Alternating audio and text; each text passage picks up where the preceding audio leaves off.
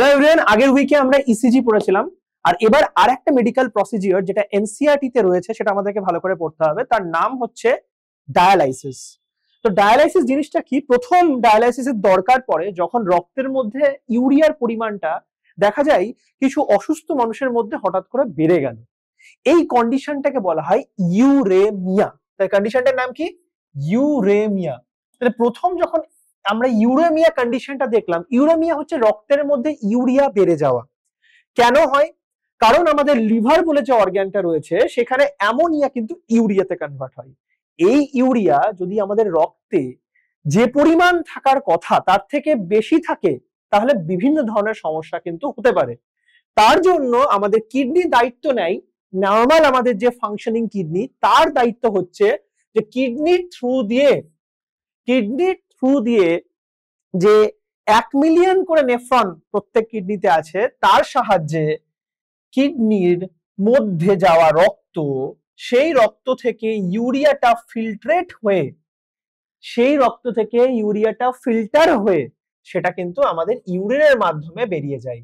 এবং তোমাদের এনসিইআরটি তে কিন্তু একটা দারুণ এমসিকিউ আছে, সেটা হচ্ছে আমাদের 24 ঘন্টা যে ইউরিন তার মধ্যে কত গ্রাম ইউরিয়া বেরোয়। তার মধ্যে কিন্তু 25 থেকে 30 গ্রাম ইউরিয়া কিন্তু বেরোয় 24 ঘন্টায়। তার মানে আমরা বুঝতেই পারলাম যে ভালো মতো কিন্তু একটা অ্যামাউন্ট ইউরিয়া কিডনি প্রত্যেক দিন রক্ত থেকে ছেঁকে ছেঁকে বের করে দিচ্ছে। তাই কিডনিকে আমরা বলতে পারি আমাদের ন্যাচারাল ফিল্টার অফ ব্লাড। এবার প্রশ্নটা হচ্ছে, এই ন্যাচারাল ফিল্টার অফ দ্য ব্লাডটা যদি খারাপ হয়ে যায় তাহলে রক্তের মধ্যে ইউরিয়া থেকেই যাচ্ছে, আর সেই কন্ডিশনটার নামই হচ্ছে ইউরেমিয়া। ইউরিয়া এমিয়া মানে হচ্ছে ব্লাড। এবার প্রশ্নটা হচ্ছে তাহলে কি করে এর থেকে এটা সলিউশন কি আছে বা কোন মেডিকেল প্রসিজিওর রয়েছে? এর যে মেডিকেল প্রসিজিওরটা রয়েছে তারই নাম হচ্ছে ডায়ালাইসিস।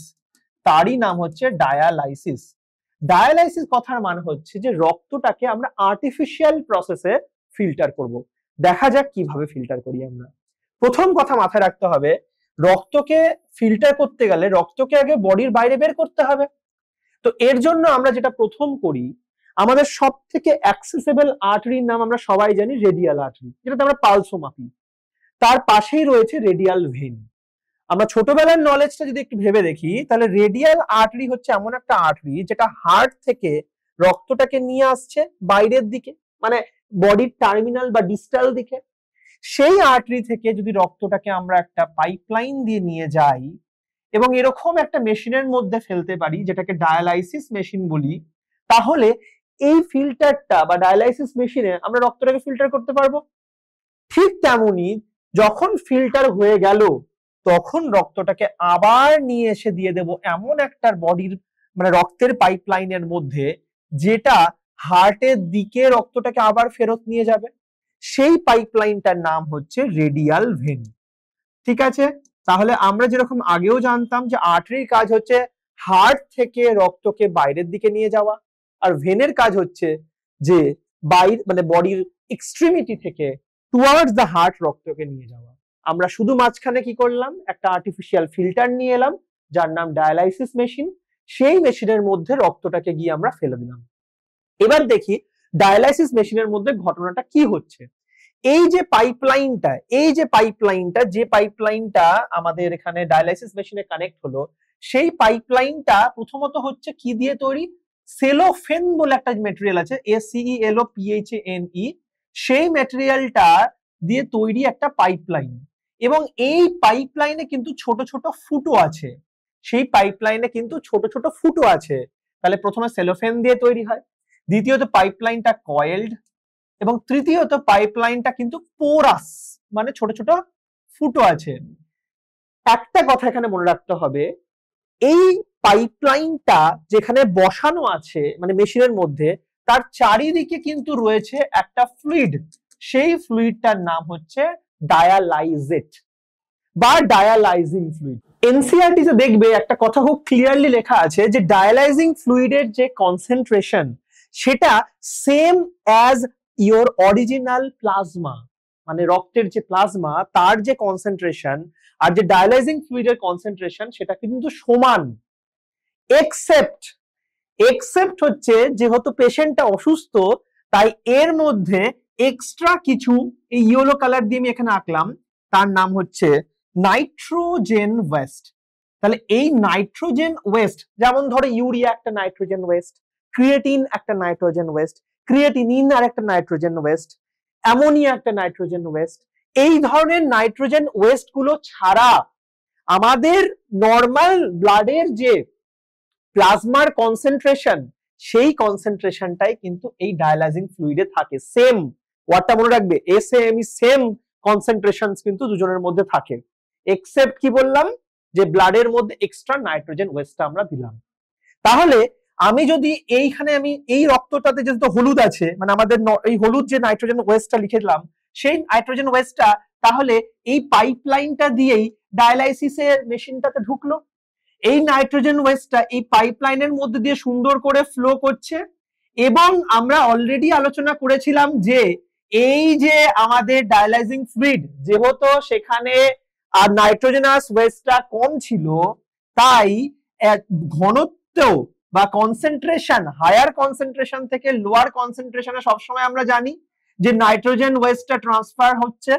তার মানে যত নাইট্রোজেন ওয়েস্ট এই ব্লাডটা বা প্লাজমার মধ্যে ছিল মানুষটার, পুরোটাই কিন্তু চলে গেল হচ্ছে এই যে ডায়ালাইজিং ফ্লুইড তার মধ্যে, based on the concentration gradient. So based on the concentration gradient, based on the concentration gradient, তাহলে পুরোটাই কিন্তু চলে গেল হচ্ছে ন্যাচারাল ব্লাডের মধ্যে থেকে কিন্তু চলে গেল ডায়ালাইজিং ফ্লুইডে। আর এইভাবে ব্লাডটা হয়ে গেল কিন্তু পিউরিফাইড। এবার এই যে পিউরিফাইড ব্লাডটা, সেই পিউরিফাইড ব্লাডটা কিন্তু আবার ফিরে নিয়ে চলে আমরা কোথায় নিয়ে চলে এলাম, সেটা নিয়ে চলে এলাম হচ্ছে ভেইনসে। এখানে ছোট্ট একটা এমসিকিউ মনে রাখতে হবে যে যখন আমরা রক্তকে বডির বাইরে থেকে নিয়ে গিয়ে কোনো চেম্বারে বা পাইপলাইনে নিয়ে যাই, সেখানে একটা চান্স থাকে রক্ত জমে যাওয়ার। তার জন্য আমাদেরকে অ্যান্টিকোয়াগুলেন্টটা আগে অ্যাড করে নিতে হবে, যার নাম হেপারিন। এবং এই হেপারিন যুক্ত ব্লাডটা কিন্তু এই মেশিনের মধ্যে থাকলো। কিন্তু আবার যদি এই হেপারিন যুক্ত ব্লাডটাই আমাদের বডিতে দিয়ে দিই, তাহলে সেটা এক্সট্রা কোয়াগুলেন্ট, অ্যান্টিকোয়াগুলেন্ট অ্যাড হয়ে আছে। তাই সেই এফেক্টটাকে দূর করার জন্য আমরা আবার বডিতে ব্লাডটা পাঠানোর আগে অ্যান্টি হেপারিন অ্যাড করে পাঠাবো বা অ্যান্টিকোয়াগুলেন্ট অ্যাড করে পাঠাবো। তাহলে এটাতে আমরা অ্যান্টি হেপারিন অ্যাড করে পাঠাবো, যেটাকে আমরা প্রোটামিন বলে একটা প্রোটিনও বলি। তো এই যে অ্যান্টি হেপারিনটা অ্যাড করে কিন্তু আমরা আবার বডিতে পাঠিয়ে দিলাম। তো এই হচ্ছে পুরো ডায়ালাইসিসের কনসেপ্টটা। আমরা সবাই দেখতে পেলাম যে কিভাবে মানুষটার মধ্যে থাকা নাইট্রোজেনাস ওয়েস্ট বা ইউরিয়া থাকা, এই যে এবং এই প্রসেসটা ফলো করে আমাদের প্রত্যেক দিন কিন্তু হাজার হাজার মানুষের এরকম ডায়ালাইসিস হচ্ছে এবং তার রক্তটা কিন্তু ফিল্টার করা হচ্ছে এরকম আর্টিফিশিয়াল কিডনি বা ডায়ালাইসিস মেশিনের সাহায্যে। এইটাকে হিমোডায়ালাইসিস বলি, কারণ এখানে রক্ত থেকে ডায়ালাইসিস করে আমরা নাইট্রোজেন ওয়েস্টটাকে বের করলাম। যদিও আর একটা প্রসেস আছে যেটা পেটের মধ্যে যে পেরিটোনিয়াল ফ্লুইড বা পেরিটোনিয়াম, তার মধ্যে আমরা ডায়ালাইজিং ফ্লুইডটাকে ভরে দিই, দিয়ে হচ্ছে আমরা চেষ্টা করি হচ্ছে যে বডি থেকে নাইট্রোজেনাস ওয়েস্টটাকে বের করে দিতে, সেটাকে কিন্তু আমরা পেরিটোনিয়াল ডায়ালাইসিস বলি। এটাও কিন্তু তোমাদের এনসিইআরটি তে মেনশন আছে। আর একটা যে আমি তোমাদেরকে বোনাস এমসিকিউ এর সাথে বলে দিই, যদি দেখো যে তোমার মানে কোনো একটা কারণে ডায়ালাইসিস করেও ইউরেমিয়া প্রিভেন্ট করা যাচ্ছে না, যে কিডনিটা এতটাই খারাপ হয়ে গেছে, তখন কিন্তু কিডনিটাকে অন্য কারোর কিডনি নিয়ে ঠিক করতে হবে, যেটাকে আমরা বলি হচ্ছে ট্রান্সপ্লান্টেশন। এটাকে আমরা কি বলি? ট্রান্সপ্লান্ট। তখন কিডনি কিন্তু ট্রান্সপ্লান্ট করতে হবে, যেটাকে আমরা তখন যে কিডনিটাকে আমরা ট্রান্সপ্লান্ট করছি তাকে বলা হয় গ্রাফট। তাহলে এই যে ব্যক্তি, ধরো এর কিডনি খারাপ হয়ে গেছে, সে এই ধরো এই তার দুটো কিডনি আছে, ধরো এটা লেফট কিডনি, ধরো রাইট কিডনিটা একটু নিচে রাখলাম কারণ ডান দিকে লিভারটাকে পুশ করে রাখে বলে। তাহলে ধরো এই কিডনিটা তার খারাপ হয়ে গেছে, আমি যদি অন্য একজনের কিডনি আমি দিতে চাই, যেটাকে ডোনার কিডনি বলা হয়, ধরো এই কিডনিটা আমি প্রতিস্থাপন করব বডিতে বা যদি ট্রান্সপ্লান্ট করব, তাহলে এটাকে বলা হয় গ্রাফট কিডনি বলতে পারো, বা ডোনারের কিডনি, গ্রাফট কিডনি আর ট্রান্সপ্লান্টিং কিডনি, যেটা ট্রান্সপ্লান্ট করছি। এটা মাথায় রাখতে হবে। এখানে একটা এমসিকিউ এক্সট্রা আছে যে এই যে ডোনার কিডনি যেটাকে আমরা বলছি, সেই ডোনার কিডনি কিভাবে, মানে যার তার কিডনি তো নিলে হবে না, তার কিছু ক্রাইটেরিয়া আছে। কেন সেই ক্রাইটেরিয়াটা দেখতে হয়? তার কারণ হচ্ছে আদারওয়াইজ এই কিডনিটা যেই মাত্র এর বডিতে তুমি কিছু না দেখে বসিয়ে দিলে, হাই চান্স থাকে এই ডোনার কিডনিটা কিন্তু রিজেক্ট হয়ে যেতে পারে। কি হয়ে যেতে পারে? রিজেকশন হতে পারে। এই রিজেকশনের পিছনে মেন কারণ কি এমসিকিউতে জিজ্ঞেস করে? ইমিউনিটি। যে ব্যক্তিটির বডিতে তুমি দিলে, যার নাম রেসিপিয়েন্ট, যে নিচ্ছে সে রেসিপিয়েন্ট, যে দিচ্ছে সে ডোনার, এই রেসিপিয়েন্টের বডিতে রিজেকশনের মেন কারণ হচ্ছে রেসিপিয়েন্টের বডির ইমিউনিটি। কি ধরনের ইমিউনিটি? বডিতে আমাদের দুটো ধরনের মেন ইমিউনিটি আমরা জানি অ্যাকোয়ার্ড ইমিউনিটির মধ্যে, একটা হচ্ছে তোমার সিএমআই সেল মিডিয়েটেড, আর একটা হচ্ছে এএমআই অ্যান্টিবডি মিডিয়েটেড। এখানে যে ইমিউনিটিটা সব থেকে বেশি কাজ করে তার নাম হচ্ছে সিএমআই। আচ্ছা, সেল মিডিয়েটেড ইমিউনিটির কোন সেলটা এই কিডনিটাকে গিয়ে নষ্ট করে দেবে যদি আমরা প্রপার ম্যাচিং করে না করি? সেই সেলটার নাম হচ্ছে T8 সেলও আমরা বলতে পারি, বা TC সেলও বলতে পারি, বা যেটাকে আমরা বলি সাইটোটক্সিক টি সেল আমরা বলি। কি বলি এটাকে আমরা? সাইটোটক্সিক টি সেল, বা যেটাকে আমরা বলি হচ্ছে কিলার টি সেল, যেটাকে আমরা কি বলি? কিলার টি সেল। তো এই কোয়েশ্চেন্স গুলো কিন্তু মাথায় রাখবে, এগুলো কিন্তু তোমাদের নিটে কিন্তু অনেকবার কিন্তু রিপিটেডলি জিজ্ঞেস করেছে। স্পেশালি গ্রাফ রিজেকশন কেন হয়, কিভাবে হয়, কোন সেল এর জন্য দায়ী, কোন ইমিউনিটি এর জন্য দায়ী, এগুলো কিন্তু অনেকবার কোয়েশ্চেন জিজ্ঞেস করেছে। আজকের ভিডিওটা এইটুকুই রাখলাম।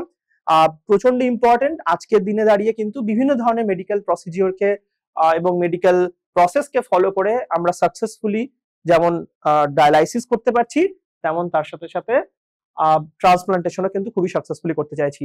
আবার কোনো একটা ভিডিও নিয়ে পরে কখনো দেখা হবে। যদি তোমাদের কোনো দরকারি ভিডিও থাকে বা যেটা তোমরা চাইছো যে আমি কভার করি সেই ভিডিওটাকে, যাতে কোনো তোমাদের নিটের যে কনসেপ্ট সেটা আরো ক্লিয়ার হয়, তাহলে কমেন্টে অবশ্যই জানাবে। আর এই ভিডিওটাও কেমন লাগলো আমাকে অবশ্যই জানিও। আজকে এখানেই শেষ করছি।